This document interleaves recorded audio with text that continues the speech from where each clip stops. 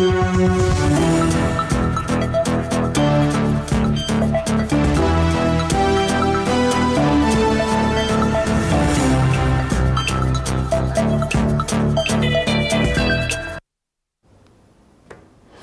good afternoon. You're right on time for News Now, right here on TV47. Do stand by for great updates in relation to what is in the world of news. My name is Linda Alela. To begin with, the Kirinyaga Governor, Anne Waiguru, has been re-elected unanimously to steer the Council of Governors for a second term as the chairperson, with Wajir Governor Ahmed Abdullahi set to deputize her. The re-election of the second-term governor follows a full council meeting held Monday at Nairobi. Most COG committee chairpersons have remained in their positions, with the exception of Nairobi Governor Johnson Sakaja, who stepped down as the human resource chairperson and was succeeded by Mutahi Kahiga of Nyeri. Additionally, Machakos Governor Wavinya Ndeti has been replaced as the trade chairperson by Susan Kihika of Nakuru. Meanwhile, Baringo Governor Benjamin Chiboi has assumed the role of security committee chairperson, succeeding Tana River's Dadu Godana. KG Dr. Wilbur Otichilo, EGH, Governor Vihiga County. Number 9, Human Resource Labor Social Welfare Committee, HE Mutahi Kahiga, Governor Nyeri County. Number 10, Finance Planning and Economic Affairs Committee, HE FCPA, Fernandez Baraza, OGW, Governor Kakamega County. The process, we don't think so. I think this is a fresh process that has been started in this season that we're in right now. And we believe that both the national government and the other parties that are playing a role in the Azimio, all of them have the interests of the country at hand, and they are committed to ensure that we address the perennial challenges that we have been facing after every election. So we believe that the commitment that we have seen to ensure that they listen to many people will bear fruit, and therefore that is why we are going to submit our proposals. On the matter to do with impeachment, yes, as governors, we are extremely concerned that when you compare the process of removing a member of parliament, for example, from office, or a senator, or a member of the county assembly, when you compare that process to the process of the removal of a governor, you find that there is a very huge difference. The procedure of removing a member of parliament is very lengthy and is made very tedious and is limited in terms of time. You're told that you cannot start a removal of a member of parliament 2 years, within the first 2 years from the date of the election. And then you cannot attempt to remove a member of parliament a year before elections. We don't have those provisions for county governments. If you look at the procedure of their removal, you require signatures from about 30% of the people who voted for them, the registered number of voters in those constituencies or counties. And what we are saying is that what is good for the goose is good for the gander. That we do not want a situation where county government. Well, congratulations to them that have been picked to steer forward the COG. The Tana River County government is continuing efforts to address the challenges of flooding expected during the El Niño rains starting this month. According to Gerald Bombe, the coordinator of the Red Cross in the county, the organization is still providing training and education to the community on how to cope with flood-related issues. On the other hand, Tana River County Senator Danson Mungatana has urged the county government to efficiently utilize emergency funds to tackle El Niño rains and challenges when they come. Tunataka kuambia watu wetu kwamba hiyo mvua ni kweli, ikiwa tumetabiriwa kwamba ni 75% kwamba itatokea, ni lazima watu wajikimu. Sisi Msalaba Mwekundu tumejipanga, tuna train teams tofauti. Toka wiki jana tumeanza kuhamasisha watu, tuko na zile teams ambazo ziko kwa wote. Wiki iliyopita kaunti ya Tana River ilitoa mipangilio kamili kupitia gavana vile ambavyo watafanya. Wameweka maboti, wameweka mipangilio kadha wa kadha. Kwa hivyo tuna imani ya kwamba wakati huu pengine hii El Nino ikija haitatuletea madhara. Kitu ambacho ningependa kusema ni kwamba pesa lazima zitumike vizuri, kwa sababu mambo ya emergency procurement huwa mara nyingi kunakuwa shida hapo. So we want to see this money being utilized properly. To a rather unfortunate story, residents of Geticha are shocked after a villager came into contact with the body of an elderly person who was killed under suspicious circumstances in Butori, Nyanchwa. And of course, according to the Deputy Chief, Ekiaza Mogere, they received this information from the villagers, and it appears that the villager was brutally stabbed multiple times before their body was disposed of in a Geticha area. Jina langu ni Eliaza Mogere Machuki, Area Assistant Chief. Leo asubuhi nimepigiwa simu na one of my clan elders, mzee wa kijiji ambaye anaitwa Paul Atis, akiniarifu kuwa amepigiwa simu pia kuwa kuna mmoja ambaye amekufa, kuna mtu ambaye amekufa katika kijiji hiki cha Geticha. Nilipofika hapa, niliposadiki kuwa amekufa, nilipigia OCS Nyanchwa simu ili waje hapa waone yale ambayo wanafanya, wapime, wachunguze na pia wachukue mwili katika mochari. Ni mtu tunamfahamu, kwao ni karibu hapa. Hii katika hii njia inapita ya lami kutoka chini. Local producers have been encouraged to create job opportunities for women to empower them economically. A needle manufacturing company in Kilifi County has received a graft of approximately $4 million from the Bill and Melinda Gates Foundation to produce over 300 million units of auto-disabled syringes annually. And of course, Revital Healthcare, a local company, has successfully trained workers and is in the final stages of establishing a new production line in Kilifi to meet the goal of producing 300 million syringes per year. Speaking at the company's manufacturing facility in Kilifi, the company's directors stated that they have so far employed 650 workers, with 80% being women and 18% living with disabilities. Ronik Vora, one of the directors, called on the local producers to assist women in gaining employment to improve their livelihoods. Revital Healthcare proudly employs 650 people. 80% of them are women. Now, the reason why, and this is all because of our chairman Rajni Vora, whose legacy was behind employing as many women as possible. 99.9% of our workforce are all young Kenyans, men or women. And the main reason and main focus on employing as much women, particularly within the Kilifi County environment, is because women, mothers, single mothers, which are a lot of them within this county, actually go home to feed the children, to pay for school fees, to take care of the homes, and to make sure that the children are excelling in life. We've hired a very special category of employees as well. These are hearing impaired and mute individuals, all women predominantly, and this is because we want to prove a point. If a technical industry such as Revital Healthcare can employ the women who are hearing impaired and mute, any industry in Kenya can employ these people as well. They need opportunities. They're doing clip work, so they have to look for their clean syringes and clean clips so that they can assemble the good syringes and bad syringes. There are 18 people. They feel good. They teach them how to be skillful, how to work, also to help them understand to work. And stakeholders from the non-governmental organizations have urged the government to find a swift solution to the issue of families living on the streets or in the streets.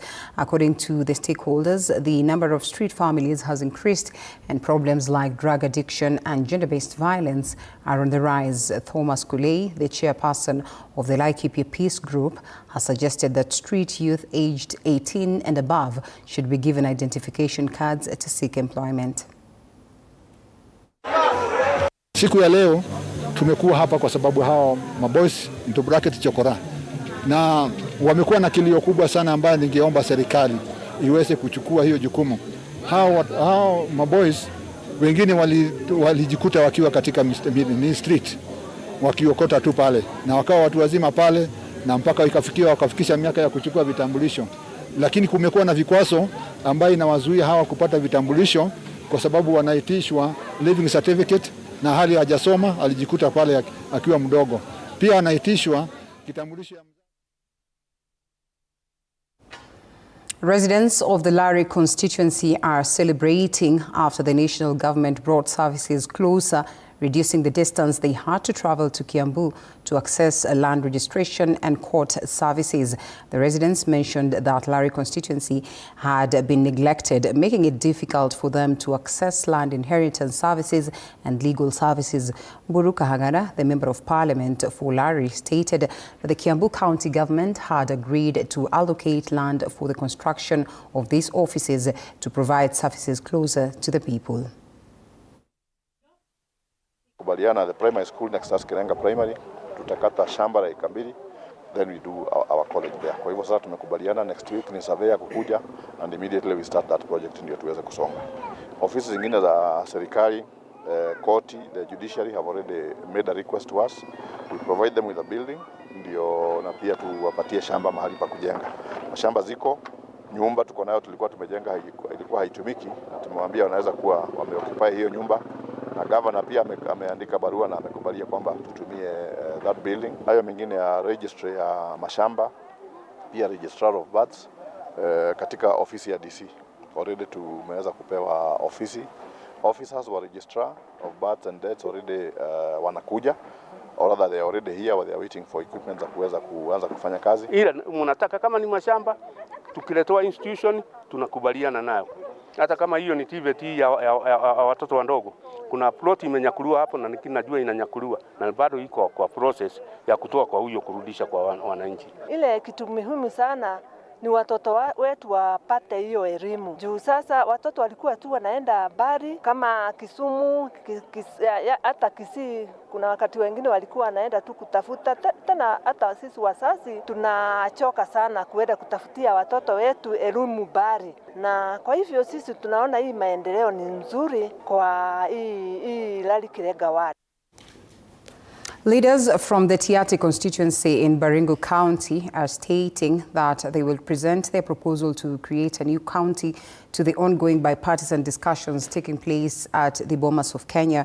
Speaking at the launch of the first high school in the constituency, Tiati Member of Parliament William Kamket argued that the area is suitable for county status due to its size and the lack of development. Kamket claimed that previous governments had neglected the area, with many areas lacking healthcare, education, roads and electricity, a sentiment supported by Tirioko Ward Representative Sam Lucales and Maria Losile of Loyamorok. Tangu ukoloni mpaka leo tumekuja leo kuanzisha shule ya upili ya kwanza sehemu hii, na huu ndio mwanzo wa mafanikio.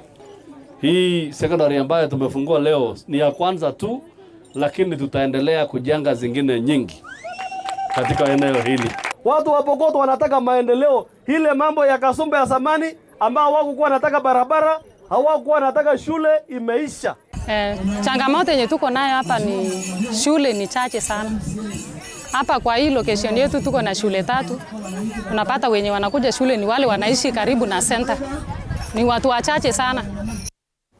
And elsewhere, residents of Kapedo in Turkana County have expressed dissatisfaction with the delay in the unveiling of Tukuta sub-county, despite the Interior CS promising it will be opened in July. They find it challenging to access government services in the remote area, as many have to travel over 300 kilometers from Kapedo to Lodwar town. Turkana leaders, led by Governor Jeremiah Lemurkurai, have called on the president to intervene and ensure that there is timely launch of Tukuta sub-county. Mimi kama gavana wa Turkana nauliza rais wetu ambaye tunamheshimu atusaidie sisi kuzuia wezi, those encroachers wasiingie kwa ardhi yetu, kwa sababu eti ardhi yetu yuko na rasilimali nzuri mingi. Ile kitu mimi mwenyewe leo hii nitahakikisha kwamba ujumbe tena umewafikia, ya kwamba wananchi wa hapa Tukuta, wananchi wa hapa Kapedo wanahitaji sub-county yao ikuwe operationalized kwa haraka na kwa wepesi. Pertaining the issue of sub-county, creation of the sub-county, the president has already given a green light on this matter. And it's only fair that the CS concerned moves expeditiously to offer the sub-county to the people of Tukuta as directed by the president. Kwa tumepromisiwa kuwa sub-county ya Tukuta itaanza kuoperate. Lakini hadi sasa saizi hatujapata ni sababu gani sub-county imechelewa. And to the Western region, Busia journalists have been urged to encourage child nurturing education to the public as Busia County rates dismally on child nurturing care. According to the Busia County Nutrition Deputy Coordinator, that is Vincent Gwena, the county's statistics on child nutrition are worrying and called on a multispectral approach, including journalists, to access the challenge or address the challenge. Speaking in Busia, that is Busia Children's Officer Patrick Mukolwe noted that the parental neglect occasioned by early parenthood plays a major role in child neglect and lauded Child Fund International for their timely intervention in Budalangi constituency. As per the Kenya Demographic Health Survey that was released last year, stunting levels of Busia County stands at 15%, underweight is at 6.3, and you find that wasting is at 2.8.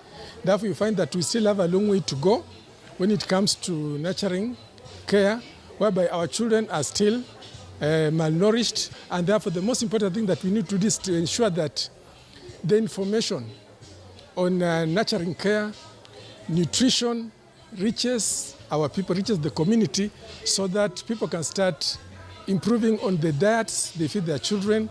As per the SMART survey that was done, you'll find that only 32% of our children eat at least foods from 4 groups and above, but 68% eat less than the recommended 4 groups. And one of the biggest challenges that we have in Busia is neglect, as it is clearly seen from the Child Protection Information Management System.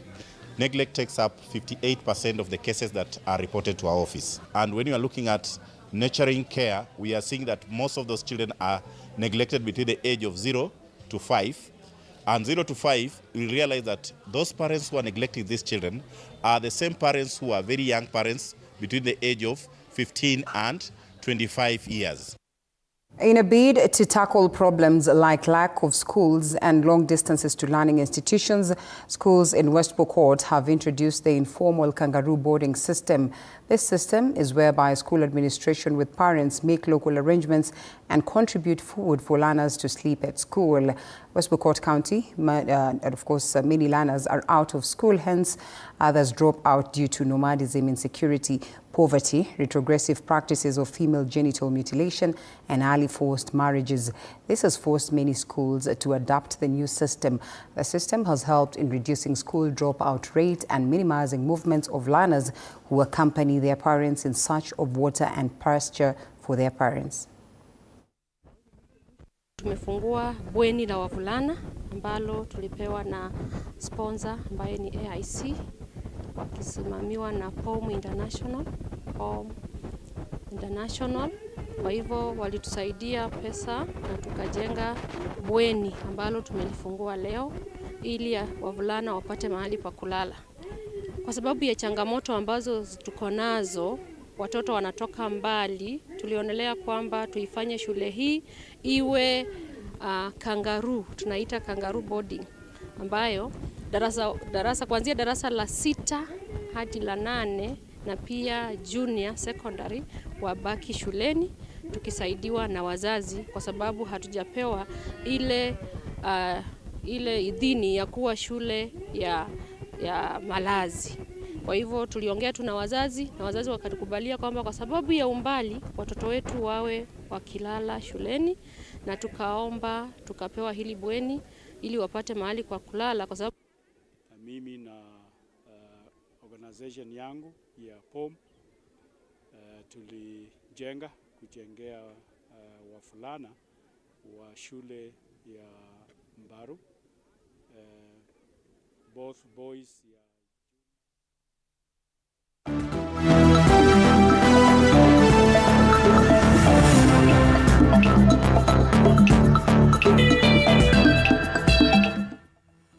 In sports, the Sakaja Super Cup football tournament officially started, with 340 teams expected to fight 1-1 in each ward in Nairobi County. The tournament, which is expected to be played in more than 70 days, will involve both the men and women's teams, while the winner of the men's category is expected to carry home 3 million shillings, and the winner of the women's category is expected to be awarded 1 million shillings. Speaking during the opening of the tournament, the Sakaja explained the importance of the tournament, saying that more than 100 talents will be discovered in there. We've started off the Super Cup, Sakaja Super Cup. Of course, our motivation comes from the core of our manifesto, which is a city of order and dignity, but hope and opportunities. We have a lot of talent that is out there in all our 17 constituencies, in our 85 wards. But for a long time, people have never had the chance, to be showcased, to come and play at this level, to compete for real money, and which is good money. Someone was asking me today whether it is the Premier League or National League. But really just to give opportunities to our young people and to recognize them. It goes hand in hand with what we're doing in the sports sector, in sorting out our sports infrastructure, our stadia. We intend to complete all those which have been stalled. We are just almost done, 98% done with Dandora. The last piece of turf came in the day before yesterday. We have broken ground at City Stadium, which is Joka Dengue Stadium. We've set aside a lot of money for that, Woodley Stadium, and many more coming up. So it's just part of our plan for our young people. Well, I'm personally yet to establish why the male winners then will get 3 million and the female ones will get 1 million. I guess I'll challenge sports desk to perhaps tell us some more in relation to that. And teams from the counties of Mount Kenya region participated in a chess tournament popularly known as the Fortall Chess Open, which was held in Murang'a County. The tournament was held as a way of fighting war against drug addiction, and the tournament included young players and experienced players.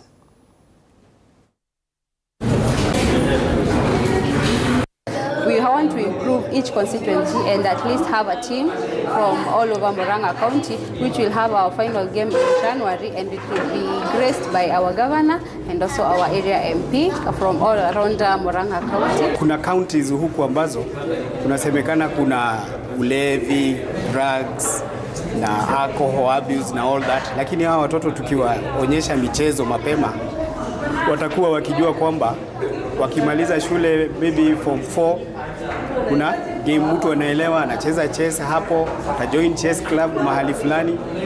Tuache kuwa na idlers, kwa sababu idling sana sana ndio inatuletea abuse of drugs. For me, chess has also helped me out of my studies. I've been able to go to different places, and it has helped me to interact with other different people, not only from Kenya or from Africa, but from the whole world. All I would like for me to ask the parents, if your child has any interest in joining chess, you should not tell him or her to stop, because one time you realize the benefits of chess. When I observe the children playing, I've seen that it really opens their brain, and it is so good for them. And I can see that they have a very bright future. And also, chess is not like other games, because when a child wins, we are told they go out of the country. And it is so good when you feel your child is going out of this country. Luanda Villa registered a 1-1 draw against Rainbow FC in the FKF National Super League Round 3 action played at Vapor Grounds. Rainbow FC found the opener in the first half after Dulmant Mustafa placed the ball at the back of the net, ensuring Rainbow held the lead at the break. Luanda Villa's efforts on finding an equalizer bore fruit, with Rajab Kagota restoring parity in the second half as both teams shared the spoils after the final whistle. Meanwhile, Mulembe United FC have earned their first win in the National Super League after beating MCF 2-1 at Mumboa Stadium, while Mathare United claimed a 2-0 away victory over host Darajani Gogo, as goals by Ochola Parmenas and Asieche Eli proved to be the difference. But First half tulicheza vizuri, but venye ilikuja second half kidogo opponent walikuja wakiwa wana press juu. Of course at the end of the day ukiplay against opponent kama hawa sometimes wanaweza kuwa tough. Resilience yetu kidogo ilikuwa chini, but at the end of the day ku get a draw Simba. Yes, tuna travel Mombasa, of course takuwa away, but the key thing ni ku-instill believe kwa our players, cause wajazoea kufungwa ama kudraw, wazoea kushinda. So kidogo ni kuwaeleza sometimes inakataanga wapata draw. Yeah. We allowed a very lousy goal. We were scored a